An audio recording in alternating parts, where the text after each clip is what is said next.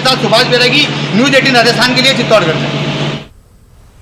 वजीर आजम नरेंद्र मोदी का आत्मनिर्भर हिंदुस्तान बनाने का ऐलान एक फैसला कुन मोड पे आया है, जो कि हिंदुस्तान की मईशत के नुक्ते नजर से काफी अहम है।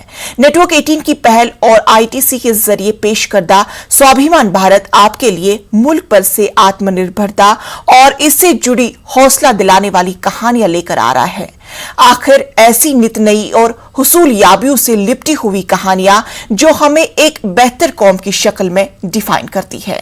इन्हीं में से एक कहानी है पूजा मिश्रा की, जो एक IIM ग्रेजुएट है और जो गरीब बच्चों के लिए स्कूल खोलने के लिए मकसद से अपने आबाई गांव वापस चली गई।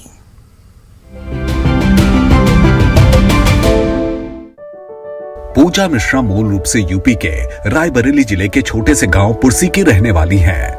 इंजीनियरिंग की स्नातक डिग्री पाने के बाद पूजा ने IIM कलकत्ता से पढ़ाई की और लगभग 6 वर्षों तक इन्फोसिस के साथ संयुक्त राज्य अमेरिका में काम किया। आखिरकार उन्होंने वापस आने का फैसला किया और एक चैरिटेबल इंग्लिश मीडियम स्कूल की शुरुआत की।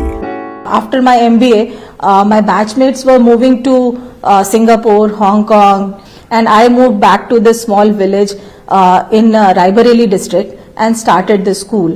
And it was mainly with the intention of coming back to my roots, giving back to the society, and maybe through my efforts give some children, if not all, an opportunity for a better life.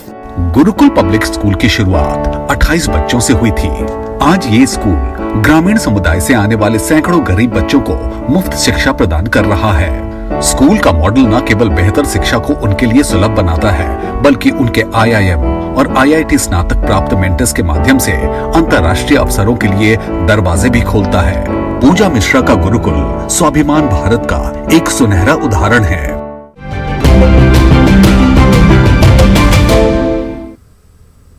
Hindustan की ऐसी ही कई कामयाबी की कहानी